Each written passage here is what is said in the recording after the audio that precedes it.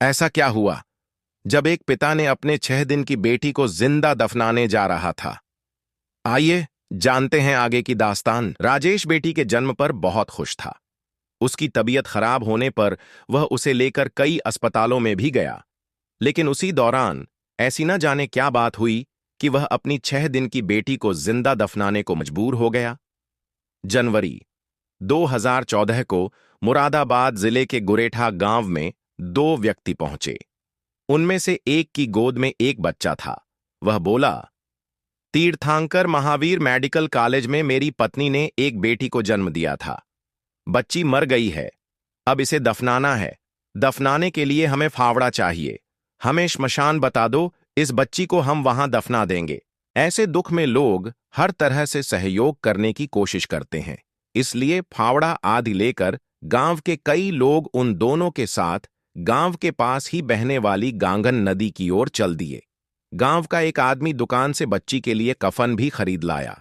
गांगन नदी के आसपास के गांवों के लोग अपने प्रियजनों का अंतिम संस्कार नदी के किनारे स्थित श्मशान में करते थे। इसलिए वे भी बच्ची को कफन में लपेटकर नदी की तरफ चल दिए। नदी किनारे पहुंचकर गांव के एक आदमी ने बच्ची की लाश को दफनाने के लिए एक गड्ढा भी खोद दिया। वह उसे दफनाने ही वाले थे कि उसी समय बच्ची रोने लगी। बच्ची के रोने की आवाज सुनकर गांव वाले चौंक गए, क्योंकि उस बच्ची को तो उन दोनों लोगों ने मरा हुआ बताया था।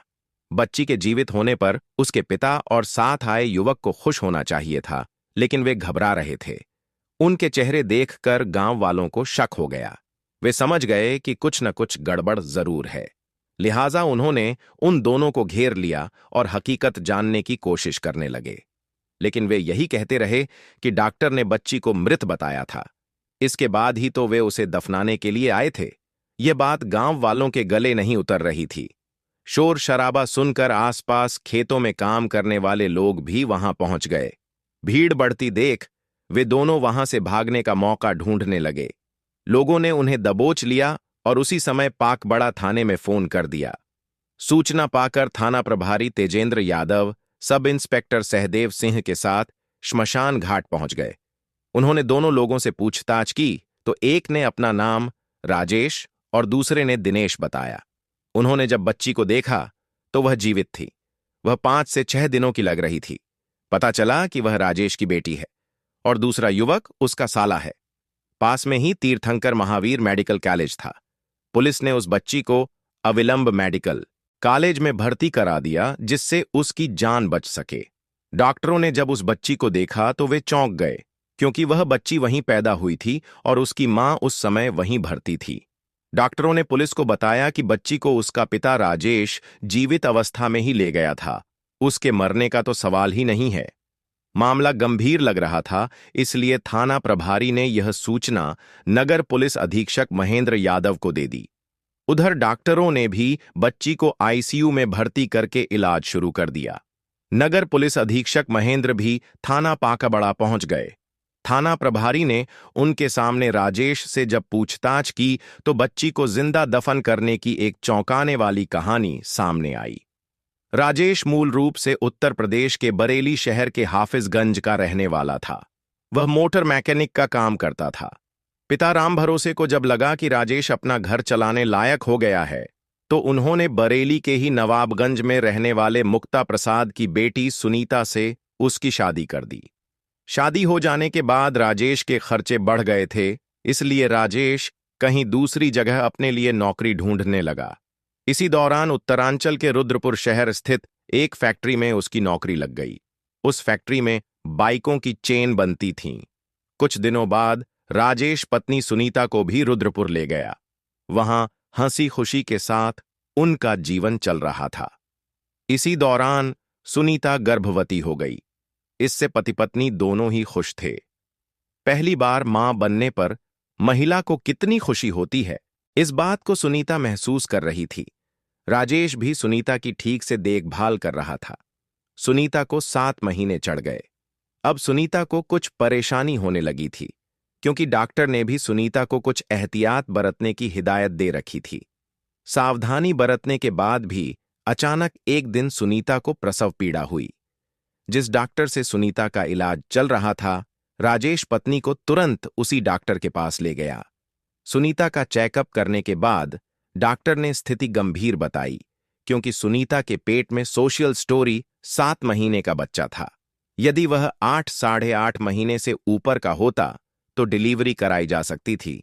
समय से 2 महीने पहले डिलीवरी कराना उस डॉक्टर की नजरों में मुनासिब नहीं था। ऐसी हालत में सुनीता को किसी अच्छे अस्पताल या नर्सिंग होम में ले जाना जरूरी था। रुद्रपुर में कई नर्सिंग होम ऐसे थे जहां सुनीता को ले जाया जा सकता था, लेकिन वे महंगे होने की वजह से राजेश के बजट से बाहर थे। लिहाजा वह पत्नी को लेकर मुरादाबाद आ गया और उसे तीर्थंकर महावीर यूनिवर्सिटी के मेडिकल कॉलेज में भर्ती करा दिया।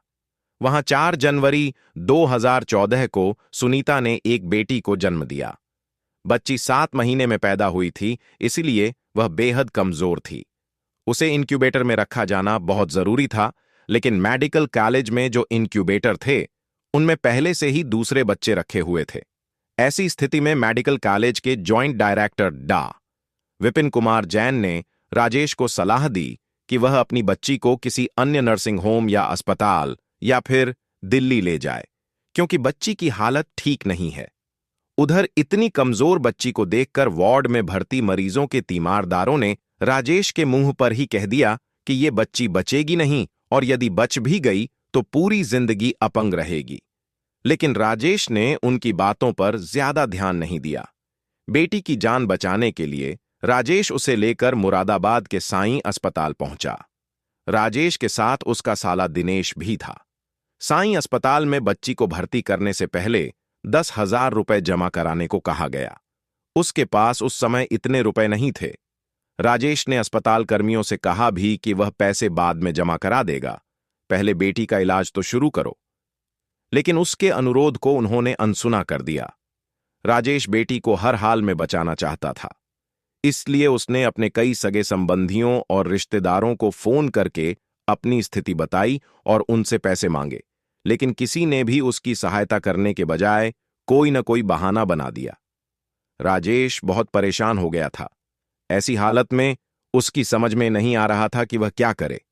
चारों ओर से हताश हो चुके राजेश के कानों में तीमारदारों के शब्द गूंज रहे थे कि बच्ची जिंदा नहीं बचेगी, और अगर बच भी गई तो विकलांग रहेगी।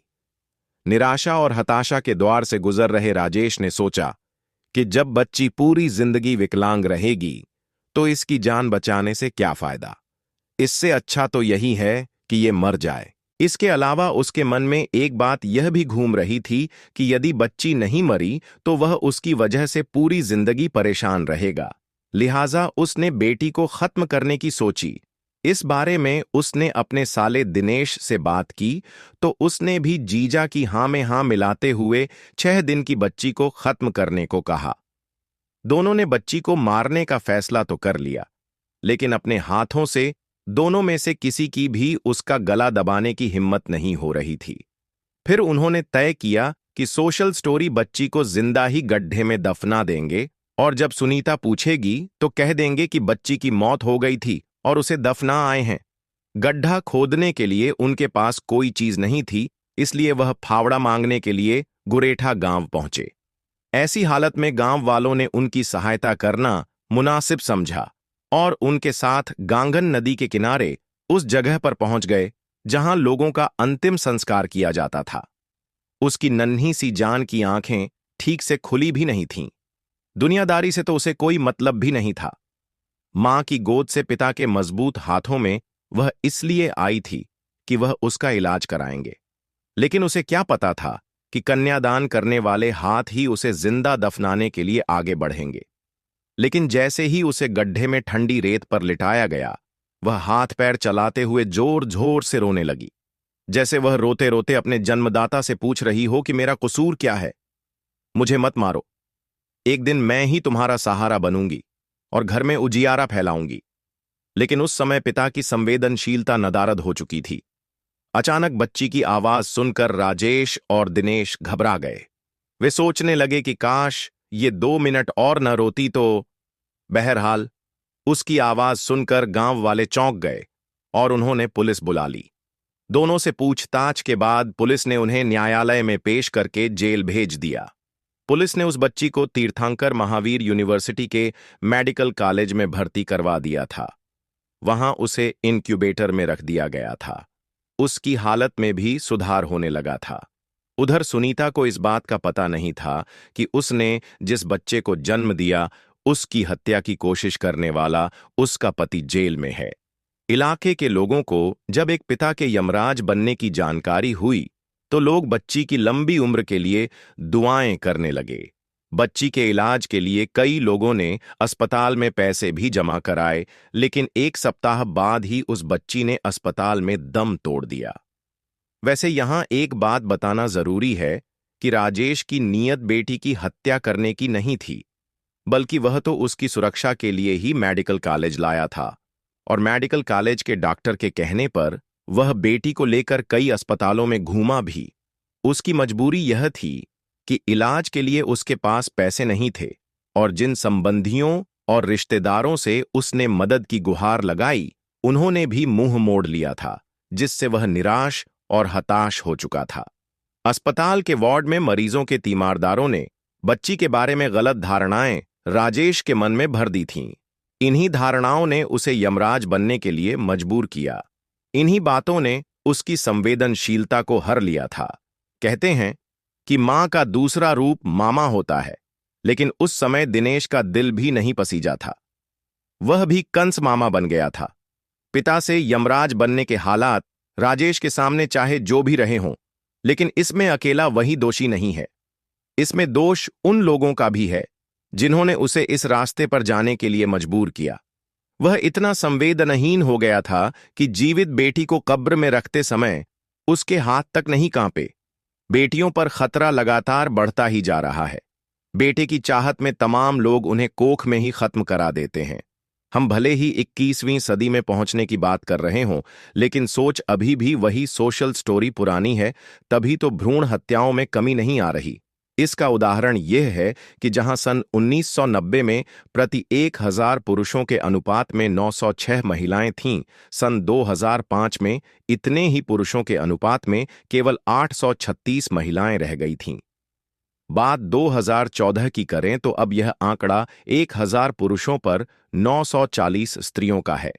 कह सकते हैं कि लोगों में काफी हद तक जागृति आई है और भ्रूण हत्याओं का ग्राफ गिरा है। यह खुशी की बात है, लेकिन इस मामले को देखकर लगता है कि हमें अभी भी पुरुष की सोच को बदलने की जरूरत है। कथा पुलिस सूत्रों पर आधारित।